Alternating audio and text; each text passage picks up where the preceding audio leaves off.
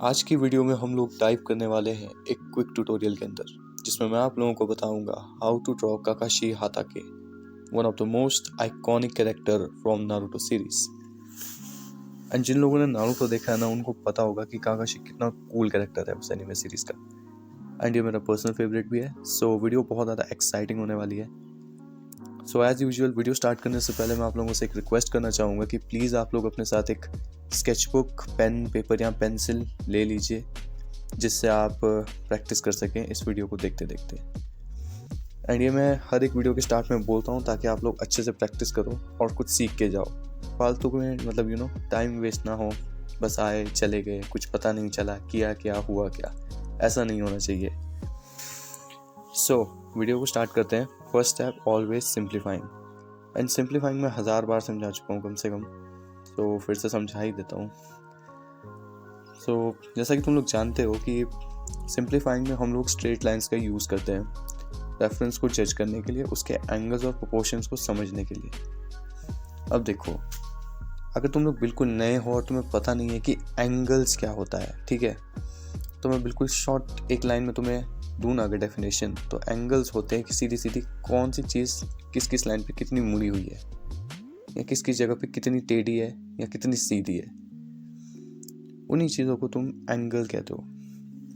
And अगर अब तुम्हें यहाँ पे ये भी नहीं पता है कि प्रोपोर्शंस क्या होते हैं, सो प्रोपोर्शंस बेसिकली मीन्स कि कौन सी चीज़ मुझे थोड़ा ज़्यादा एक्यूरेट होके बोलना चाहिए आई गेस, कि कौन सी लाइन दूसरी लाइन के अकॉर्डिंग में कितनी बड़ी या छोटी है।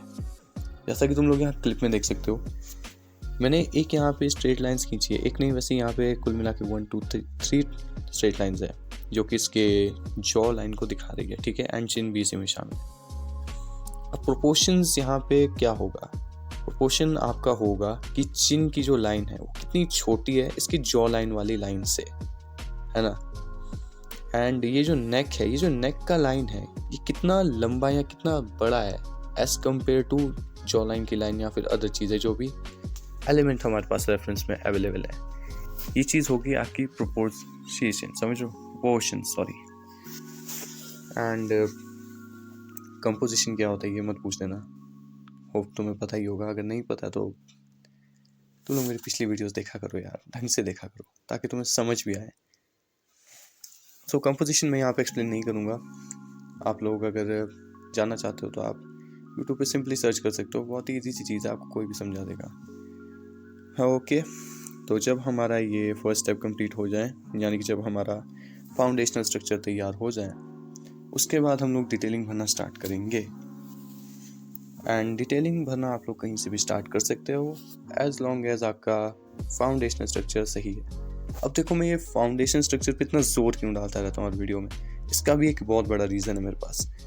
देखो, लेट्स से फॉर एग्जांपल एक बिल्डिंग है, राइट, आप एक घर बना रहे हो एंड उसका जो बेस है, जो ज़मीन है, वो इतनी कमज़ोर है कि छोटा सा भी भूकंप आया तो आपका पूरा घर उसमें वहीं पर ही बर्बाद हो सकता है, आपकी जान को भी उसमें बहुत बड़ा रिस्क हो। एंड लेट्स से कि आपको ये बात पता है, तो आप क्या करोगे?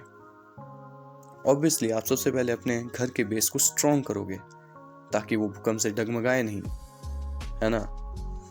फिर आप उसके बाद ओवरऑल कंस्ट्रक्शन अपने घर का पूरा करोगे। अब देखो, जब आपका फाउंडेशन मजबूत होता है, बेस स्ट्रॉन्ग होता है, तो ऊपर आप चाहे जितनी मर्जी मंजिल की बिल्डिंग उसके ऊपर बनाते रहो, इस बात से फ़र्क नहीं पड़ेगा। क्यों? क्योंकि बेस स्ट्रॉन्ग है, तो आप ऊपर की तरफ ग्रो करना अपनी मर्जी से जारी रख सकते हो, आपको कोई रुकावट नहीं आएगी। इसीलिए मैं फाउंडेशन स्ट्रक्चर पे बहुत ज़्यादा जोर डालता हूँ अपनी हर वीडियो में। एंड ये चीज़ आपकी मास्टर होनी चाहिए। ऑलवेज रिमेंबर कि ड्राइंग में आप स्टार्ट कैसे करते हो वो ज़्यादा मैटर करता है कि आप फिनिश कैसे करते हो। सो ये एक गोल्डन टिप है, लिख लो कहीं पर इसे, या तो मेरी बात मानो, कहीं पर लिखो और चिपका दो जहाँ पे तुम्हें वो रोज़ दिखे, ताकि तुम्हारे दिमाग में ये चीज़ फिक्स हो जाए कि किसी भी स्केच या ड्राइंग का जो स्टार्टिंग पॉइंट होता है वो बहुत ज़्यादा इंपॉर्टेंट होता है, जो उसका फिनिश होता है वो उतना इंपॉर्टेंट नहीं होता है। याद रखना, finishing is not important, start is important. And जैसा कि तुम लोग यहाँ पे देख सकते हो, अभी मैं हैंड्स ड्रॉ कर रहा हूँ एंड हैंड्स ड्रॉ करने का ट्यूटोरियल मैं ऑलरेडी अपने चैनल पे डाल चुका हूँ।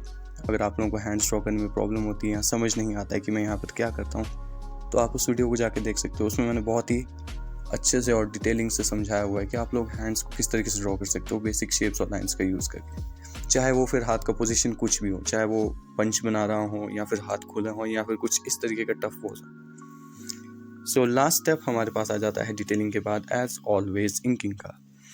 एंड इंकिंग में मैं खैर छोड़ो क्या ही बोलूँ, 2 ही चीज़ें बोलूँगा कि एक, अपनी आउटलाइन पे ध्यान रखना, अपनी आउटलाइन से ओरे पोरे इस चीज़ को मत कर देना अनलेस आपको ये नहीं लगता कि जो आउटलाइन वाली लाइन है उसे थोड़ा सा पतला होना चाहिए या थोड़ा सा इस तरफ होना चाहिए, तो स्केच ज़्यादा बेटर लगेगा या फिर ज़्यादा रेफरेंस से मैच करेगा। उस केस में आप थोड़ा ओरे पोरे कर सकते हो, बट नेचुरली ये गलती नहीं करनी है।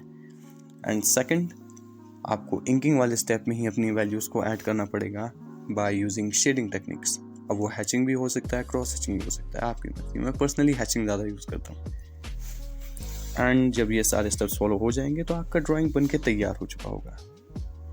सो यही था आज का video. That's all I wanted to say. Until I will see you in the next video.